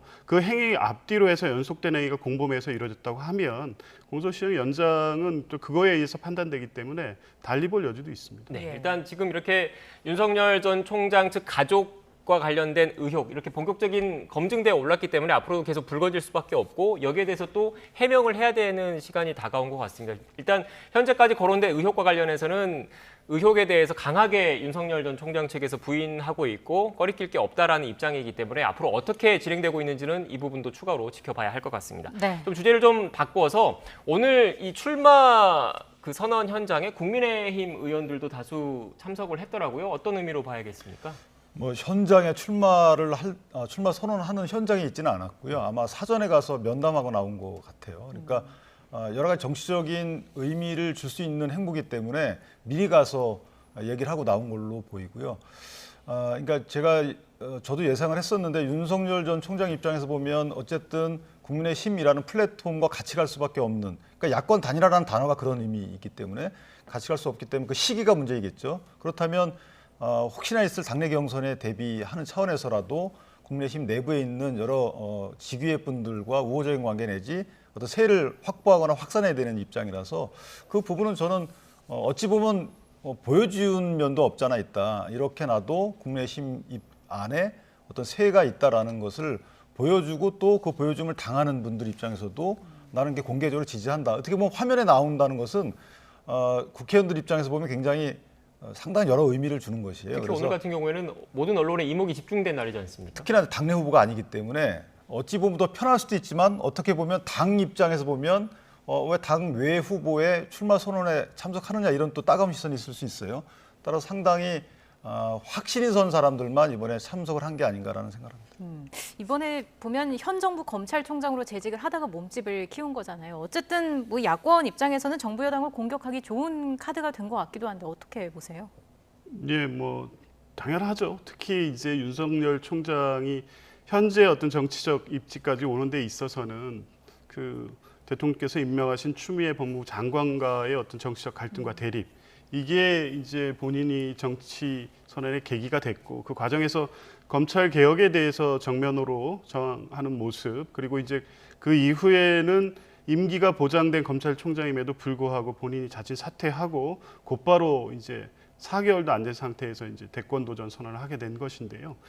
물론 이제 뭐 정부에 대한 비판에 있어서 본인이 검찰총장으로 있었을 당시의 내용들이 뭐 주 소재가 돼서 현 정부를 비판하는 뭐 내용으로 많이 메시지를 내겠지만 뭐 오늘도 마찬가지였고요. 근데 뭐 이 점에 이 부분에 있어서는 저는 홍준표 뭐 전 대표가 말씀하신 대로 그 지점에서 본다면 검찰 사무는 전체 국정에 있어서 1%도 안 된다는 거 아니겠습니까? 그 말씀대로라고 하면 그 검찰 관련된 내용으로 정부를 비판할 수는 있지만 그것의 정도나 그것에 대해 국민들이 수용할 수 있는 어떤 비판의 합리성이라든가 이런 부분은 매우 제한적일 것이라고 보여집니다. 네. 일단 뭐 두 분의 어떻게 보면 좀 그 결이 다른 입장을 분석을 좀 들었는데 결국은 일단 윤석열 전 총장이 본선을 향한 링에 올랐기 때문에 앞으로 야권 주자들 사이에 그런 경쟁도 치열해질 것 같습니다. 특히 앞서 최재형 이제 전 감사원장이죠. 사표가 수리됐기 때문에 최재형 전 감사원장도 사의를 표명했고 아직 뭐 공식적인 정치 행보에 대한 입장을 밝히지 않았지만 국민의힘 입당설도 꾸준히 나오고 있는 상황입니다. 그런데 오늘 윤석열 전 총장 같은 경우에는 국민의힘 입당에 대한 질문에 대해서는 명확한 또 답변을 내놓지 않았거든요.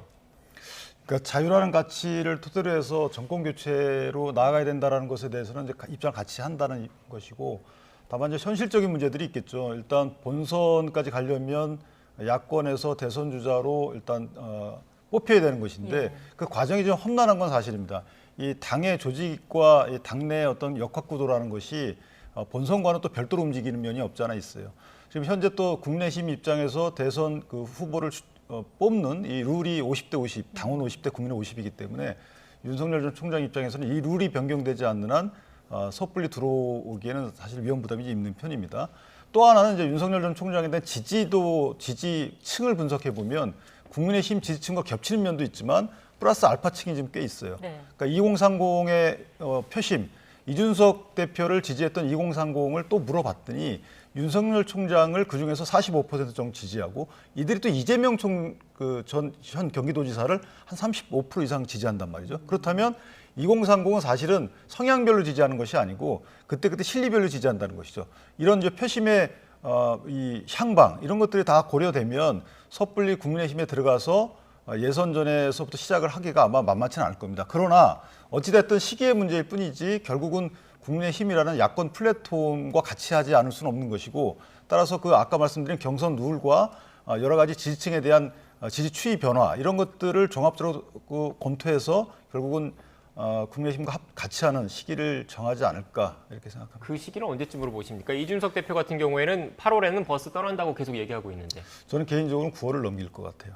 이유가 있습니까? 왜냐하면 민주당의 후보가 선출되는 것이 9월이기 때문에 지금 윤석열 총장이 오늘 출마 선언의 그 행간을 읽어보면 거의 제 정치 세력 자유를 키워드를 하는데 이 자유라는 것이 상당히 확장된 자유 개념이라는 것이거든요. 공정, 자유, 상식 이런 것들이 정치 세력의 입장, 그러니까 정치 세력별로 입장이 다르지가 않아요. 그렇다면 상당한 정치 세력을 같이 해서 대한민국을 바꿔가겠다 이런 아마 기치를 들었기 때문에 그 정치 세력이 결정되는 민주당의 후보가 결정되는 그때까지 아마 기다리지 않을까. 뭐 제 개인적인 생각입니다. 네, 개인적인 생각을 말씀하셨는데 이준석 대표 같은 경우에 계속 8월 버스 출발론을 얘기를 하고 있는 게 국민의힘 당내 그 경선 일정대로 가겠다라는 거잖아요. 그리고 11월 달에 후보를 선출하겠다는 건데 지금 말씀하신 대로 9월에 만약에 입당을 한다고 한다면 그 국민의힘 지도부와의 어느 정도 교감 그리고 국민의힘 내부의 경선 일정이 조정될 수도 있을 것으로 본다 이 말씀이십니까? 저는 개인적으로 그럴 수 있어요. 어제 이준석 대표가 상임고문단과의 또 회동도 했고 그 상임고문단 중에 그 감사원장을 하신 분을 정치권으로 끌어들인 분도 또 계시거든요. 그러니까 국민의힘 입장에서도 모든 분들이 같이 그러니까 모든 스펙트럼을 넓힐 수 있는 제 정치인들이 같이 함께 해가지고 정권 교체를 하는 것이 그래야지만 정권 교체가 수월하게 된다라는 생각을 갖고 있기 때문에 뭐 당내 주자만을 위해서 이것을 폐쇄적으로 운영한다는 것은 제가 볼 땐 이준석 대표의 생각도 아니라고 보고 따라서 현재 있는 당원 당규상 규정된 경선 일정도 어느 정도 변경 가능성이 있지 않겠느냐. 지금 현재 8월 9일 날 입당을 해야지만 11월 9일 날 책임당원 자격이 생겨서 그때 당내 후보로 선출될 수 있는 이런 자격이 생긴다는 것인데 이것은 언제든지 바뀌어 왔거든요. 따라서 저는 좀 플렉서블하다 이렇게 생각합니다. 네, 어떻게 판이 짜여질지는 좀 더 지켜봐야 할 것 같습니다. 대권 주자 지지율 얘기를 좀 해보겠습니다. 윤석열 전 총장 전원 정치를 이어가면서 지지율이 조금 주춤했는데 이재명 지사와의 격차가 조금 줄어드는 모습입니다. 이런 지지율 추이는 어떻게 분석하세요?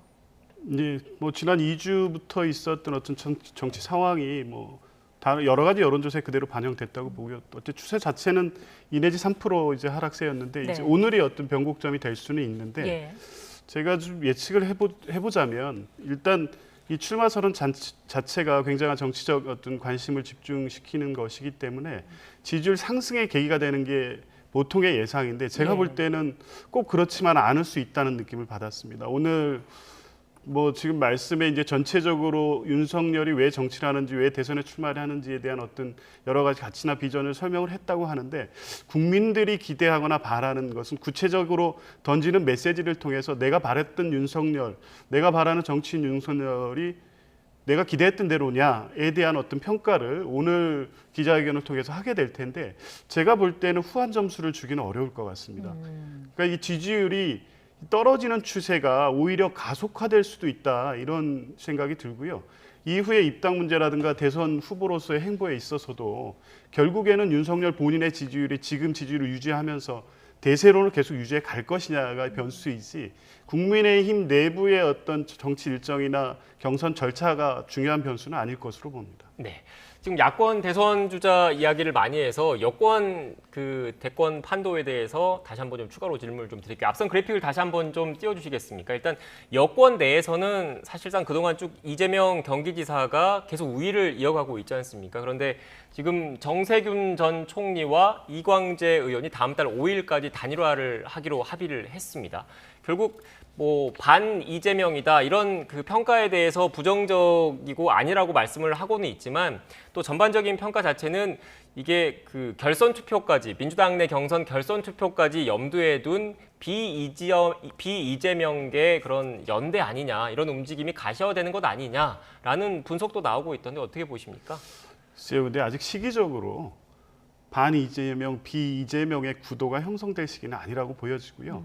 당장에 있는 그 예비 경선에서 사실 최근의 지지율 추이 때문에 좀 고민들이 있으신 건 사실인 것 같습니다. 실제 3위권 후보에도 변동이 발생되기 시작했고 예비 경선을 통과하는 6인 이내에 드느냐도 사실 본인의 어떤 정치적 입지나 이런 부분에서 굉장히 중요하기 때문에 이제 그런 부분들에 대한 1차적 고민이 있으실 것이고 이후에 이제 본선 경쟁에서 이제 본인들 지지 세력이 겹치는 당원이라든가 국민들이 지지자들이 겹치는 분들이 어떻게 할 것이냐에서는 이제 뭐 후보 간 단일화든가 이런 논의가 있긴 할 거지만 두 분 간의 이번에 있는 이 단일화 논의는 뭐 비이재명 구도로까지 해석하기에는 너무 나간 해석이라고 봅니다. 네, 그런데 제가 이 질문을 드린 게 그 정세균 전 총리와 이광재 의원의 이력 때문입니다. 그 정세균 전 총리 같은 경우에는 노무현 정부 참여정부에서 열린우리당 당시 원내대표를 했고 그다음에 장관도 했지 않습니까? 그리고 현 정부 들어서는 총리를 했고요. 그리고 이광재 의원 같은 경우 익히 잘 알려졌다시피 원조 친노로 불리고 있는 인물인데 지금 현재 민주당 구도를 보면 친문의 그러니까 당심을 놓고 봤을 때 이른바 친문의 입지가 탄탄하다라는 평가가 나오고 있기 때문에 이 질문을 드린 거거든요.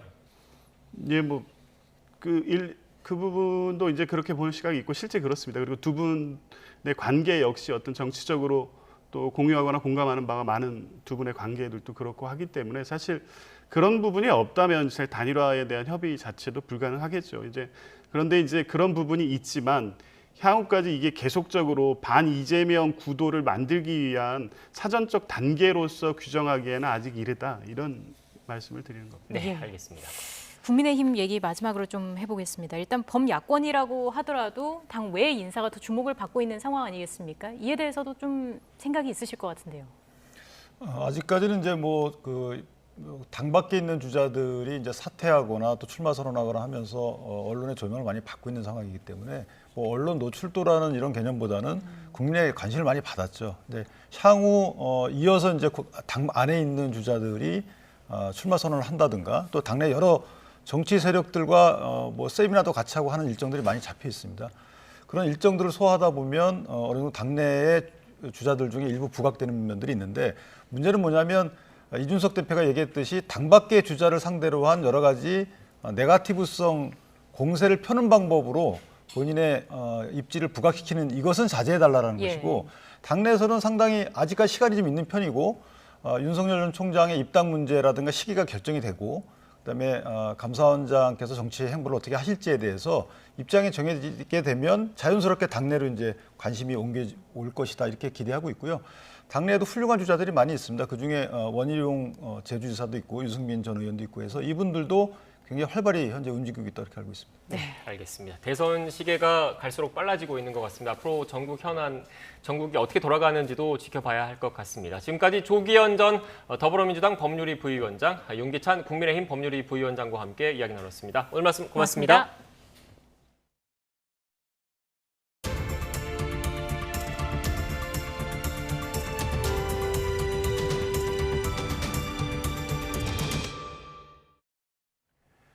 네, 앞서 속보 자막으로 전해드린 내용인데 다시 한번 정리해드리겠습니다. 이른바 GTX D 노선으로 불리는 서부권 광역급행철도가 김포 장기역에서 부천 종합운동장역 구간에 신설되고 GTX B 노선을 통해서 서울 용산까지 직결 운행됩니다. 국토교통부는 앞으로 10년간 국가철도망에 대한 투자 계획을 담은 제4차 국가철도망 구축 계획안이 철도산업위원회 심의를 거쳐서 최종 확정됐다고 밝혔습니다. 네, 국토부는 이른바 김부선, 즉 김포 장기역과 부천 종합운동장역 구간을 신설하는 게 사업비 규모와 경제적 타당성 측면에서 가장 적합한 것으로 분석됐다고 밝혔습니다. 그러면서 GTX B 노선 사업자와 협의를 거쳐 GTX B 노선을 공용해 서울 신도림역과 여의도역을 거쳐 용산역 등 서울 도심까지 직결 운행하는 방안을 추진할 계획이라고 설명했습니다. 네, 다음 소식입니다. 한 남성이 마약을 밀수하고 투약한 혐의로 재판을 받고 있습니다. 그런데 YTN 취재 결과 이 남성은 삼성전자의 고위 임원인 것으로 확인됐습니다. 홍민기 기자가 취재했습니다. 삼성전자에서 소프트웨어 개발자로 일하는 A씨. 임원 가운데 한 명인데 최근 마약 사건에 연루돼 재판을 받는 것으로 확인됐습니다. 지난 2019년 5월 미국에서 마약류로 분류된 엑스터시와 대마를 몰래 들여오고 2020년 7월과 8월 두 차례에 걸쳐 투약한 혐의입니다. A씨와 함께 법정에 선 사람들은 이미 수차례 마약 투약 전과가 있는 것으로 전해졌습니다. 이에 대해 A씨 측은 외국에서 허용된 마약을 귀국길에 주변 지인들이 몰래 가방에 넣었는데 이를 미처 알지 못하고 가져왔을 뿐이라고 해명했습니다. 다만 마약 투약 혐의에 대해선 무죄 추정 원칙을 강조하며 구체적인 답을 하지 않았습니다. 취재진은 A씨의 입장을 직접 듣기 위해 수차례 연락했지만 닿지 않았습니다. 계세요. 연결이 되지 않아 삐소리 후. A씨는 재판에 넘겨진 뒤에도 같은 부서에서 근무하는 것으로 파악됐습니다. 이에 대해 삼성전자 측은 본인이 재판을 받고 있다는 사실을 회사에 알리지 않아 그동안 모르고 있었다고 설명했습니다. 그러면서 진상을 철저히 조사해 관련 규정에 따라 엄정하게 조치할 방침이라고 밝혔습니다. YTN 홍민기입니다. 경찰이 대북전단을 살포한 혐의를 받는 박상학 자유북한운동연합 대표에 대해 강제 조사를 검토하고 있습니다. 서울경찰청은 남북관계발전법 위반 혐의를 받는 박 대표에 대해 1차 조사 이후 추가로 3차례 출석 요구를 했지만 모두 불응했다며 이같이 밝혔습니다. 엿새 만에 꺼진 경기도 이천 쿠팡 물류센터 대형 화재 원인을 밝히기 위해서 경찰과 소방당국 등이 합동 감식에 나섰습니다. 스프링클러 등 소방시설이 제대로 작동했는지에 초점을 맞추고 있습니다. 조금 전 현장에서 이루어진 경찰 중간 브리핑 직접 들어보시겠습니다. 오늘 10시 30분부터 경찰, 국가수, 소방 등 6개 유관기관이 합동하여 현장 조사를 실시 중에 있습니다.